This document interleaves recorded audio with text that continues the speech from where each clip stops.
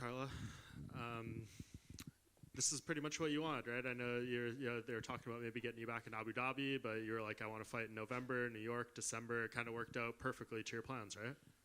Yes, I couldn't be happier with the way things worked out. I had a good amount of time to recover after the fight and kind of work on some skills, and I feel great. I mean, fighting at Madison Square Garden. Yeah, and like such a big card like this. You've been on big events before, but do you feel a different kind of energy being on a card like this, a venue like this? Most definitely. I think the energy of just fighting in New York at Madison Square Garden, I mean, it's such a historic spot, and, you know, it's not something that was possible before a few years ago. So I think it's an electric energy, and everyone's really excited about the card, including myself. Yeah, and I know you, after the last fight, you said you had some things to take care of physically. You know, you saw doctors and whatnot. Did that all kind of pan out exactly how you thought it would in terms of the timeline and everything?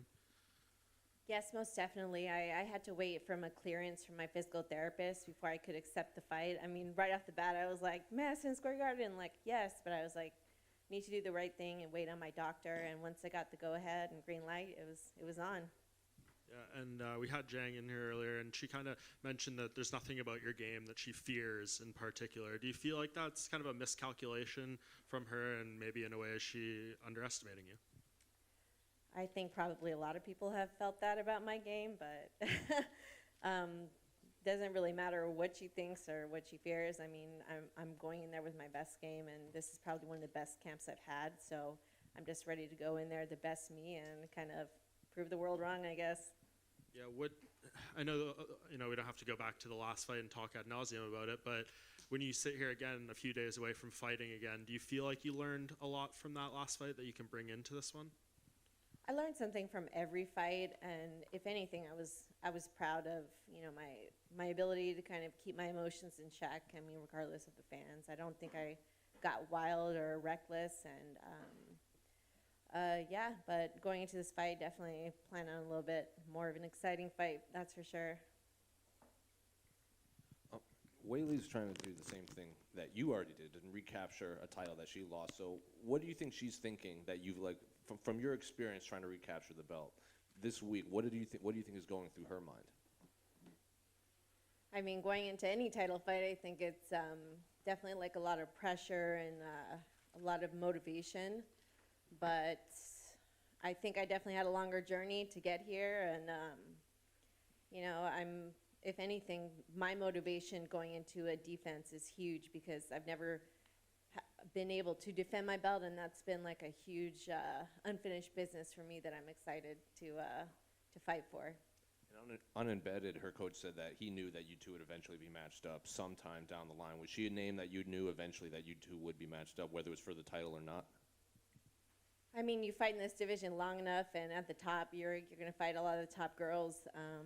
I didn't know when. I mean, it's hard to know where the cards fall, but yeah, I figured at some point we would fight, and I figured it would probably be for the belt. And obviously she's had success throughout her UFC career except against Rose. So what has Rose done differently besides that head kick that she also replicated over 5 rounds in the next fight? What has she done right that the others just couldn't put together? Well, in my mind, I mean, it could be wrong, but I think that she underestimated Rose as she's doing me. And yeah, I think she kind of wasn't expecting that from Rose, and Rose just brought her best game like I'm planning to do, and hopefully get a similar finish. Sorry, so I'm a little chilly. Not scared, I'm just chilly. And a couple questions unrelated to your fight. I've been asking everyone this immediately. This might be Frankie Edgar's last fight in his MMA career. So were you a fan of his coming up? Do you have any memories of Frankie watching his fights or just around the UFC at all? Frankie's one of my favorite fighters of all time, probably my favorite. It's been great watching him fight and kind of move through the weight classes too. I mean, I've always found inspiration from him because he was kind of like the little guy going into the fights, and I feel like that's kind of been me, and he has the same wrestling and striking, so it's kind of been a great person to kind of just like almost like a hero in the sport to watch over the years. And finally, do you have any thoughts on the main event after your fight between Izzy and Alex? I think it's just an exciting matchup, right? I mean, you know, he's coming whenever somebody beats you, you have to have like a different mindset going into that fight. I wonder if there's any fear going into it. It's definitely like an exciting matchup because Izzy is obviously like a stand-up fighter too. So definitely expecting a war, that's for sure. Carla, just down here. Obviously, you were the first strawweight champion back in 2014. When you think back to that time and how you felt, how does that compare to now? I think I was definitely a lot younger in the sport, and I think everything I've done to kind of build myself up, and I'm a lot more of a veteran now, so it's definitely a different feeling just kind of going into fight week and going into the fight. And as a fighter, how do you see yourself developed since then? I feel that I've definitely gotten a lot stronger. I put a lot of size on working with the UFC PI. I've changed my mindset. I worked really hard on that. I've even been reading during this week and going through a lot of changes, like thinking more positively and having more belief in myself. I've worked on a lot of skills, going back to being a beginner in classes and relearning things and just constantly trying to evolve. Carla, over here. Wait, Carla, when over you here. when you look at Whaley as a challenger, is there anything that stands out to you about her? Anything that you think you need to be aware of? I think overall she kind of has a relatively, I wouldn't say like basic, but like there's nothing super like unique. Just the style's she's very powerful and very strong. So everything she does, it's definitely coming at you hard, but there's no like funky like leg locks or, I would say probably her spinning back fists that she got a knockout last time is a pretty good one. But overall, I feel confident going into the fight that I'm not going to see anything like too crazy out of the box. And just last one, sorry. You said this was kind of like unfinished business, not being able to successfully defend your title last time. So how much will it mean to you to be able to do that this time in MSG? I mean, if you're going to defend a title, you can't do it in a better place than MSG. So I'm super excited to feel the electricity of the crowd and the energy. Carla, over here. Everyone always talks about Whaley's power and her striking. Talk to me about her grappling for a second. Like, how do you feel her grappling matches against yours? I feel that I'm definitely the more technical grappler in wrestling and jiu-jitsu.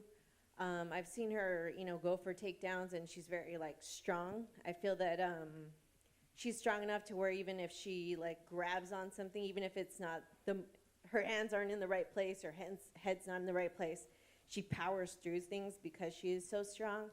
So I definitely have to just kind of, be on my guard of, just because this is not in the right place doesn't mean I'm safe. I think I got to, keep the aggression coming and just stay strong.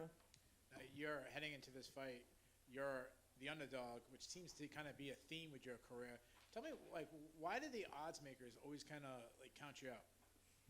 I think there's a lot of reasons, but, I mean, I think I don't, show all my cards, so to speak, going into the fights. I'm going to do this and I'm going to do that and, show a lot of my training. I mean, even on The Ultimate Fighter, I like to keep my, what I have going on very private.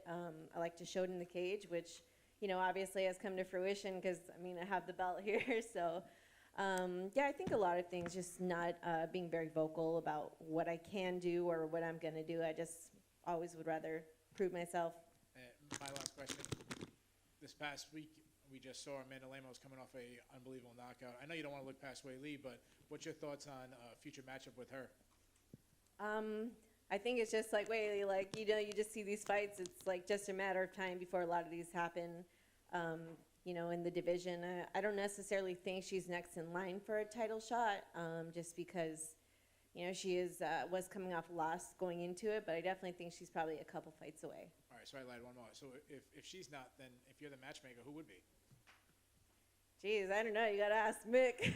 But, I've beaten most of the girls in the top 5, I think, so it's definitely a tough one. I might have to see how the division shakes out a little bit in this next couple months. Good luck to you. Carla, back center here, right here. Obviously, when you planned your wedding, you were not crowned a UFC champ again. Did you make the decision to walk down the aisle with the belt before or after you won it? I think it's from the fabulous media like you people who are just like, are you going to wear the belt down the aisle? And I was like, Well, I guess so. It sounds like a good idea. And once the fight happened and I won the belt, I was like, well, now I got to do it. I've said it in enough interviews, and it was definitely a really unique thing to go into the wedding and walk down the aisle with the UFC belt around my waist. That's something new, I guess I could ask for. And obviously you went into that fight expecting to win, but regardless, having a professional mixed martial arts fight just weeks before a wedding could be a little scary, with getting cuts or bruises. Was that a concern for you at all? It was my initial concern, and it was when I got the news about the fight, it was definitely, I was on the fence about it, but I went to my wonderful husband in the back, and he, just assured me and reassured me, I guess, that, he knew what he was getting into when he was marrying a fighter, and, like cuts or bruises, I mean, he was there for me and was going to love me no matter what. So, I mean, I guess just you want to look pretty for your walking down the aisle and for your husband, but at the end of the day, I'm just glad it worked out. And I hate to put you on the spot, but which piece of jewelry felt better, putting the ring on your finger or putting the belt on your waist? I'm going to call it a tie. Thank you. Right here, Carla. You talked about the strength of Weili today, and embedded to your coach was also talking about her strength, both in punching power and overall strength. Do you think she's going to be the most physically strong woman you've ever fought? That's a tough one. I've fought the best of the best for well over a decade. So, I mean, fighting people like Tatiana Suarez, Joanna, Claudia, and just, all these fighters that are like pretty large. Even Alexa Grasso, who ended up moving up the next fight to a different weight class. I've just fought so many strong and powerful fighters, and I think fighters can be strong in different ways, like grappling, punching. So, I mean, I guess we'll see, but I definitely think she's going to be up there. Carla, over here, right? Hey, when we spoke earlier this year, I'd asked you about kind of that short title reign that you had the first time. You said you mostly didn't really get to enjoy it. It was around Christmas time, and it was kind of hectic and everything like that, and you were right in a fight camp. This one, you had a lot more time to kind of soak it in. It was about 6 months. So, like, what did you kind of do with this feeling of being champion in this time? Have you been able to kind of do anything with that? Yeah, it's been really amazing to kind of just see my friends and my family and, just have the belt with me and just be like, hey, champ, and, because in camp you don't really get to see anybody. You're so focused on training in the fight. So I was able to travel a little bit. It was good to kind of, go to these different places and kind of grow MMA, so to speak, in like different places like Ecuador. And I was able to actually do like some charity work throughout. So that was really rewarding for me because, I feel like having the belt, you can do a lot more good because it definitely grabs more attention, and it's something that's really close to my heart, and hopefully I can do more of after I defend this belt. Has it opened any other doors in the last couple of months for you, professionally outside of the cage itself? Or? Definitely more opportunities to do like a few more seminars and things like that. I can't really think of anything in particular, like any acting opportunities or anything, but yeah, hopefully in the future. And I know you're big on cookies, obviously. You're the Cookie Monster. Where are you going to get cookies afterward? I heard of this place out here that's really good. It's called Levain. I heard that cookie place was really good out here in New York, so I might try that if I can get up early enough. Thank you. Thanks.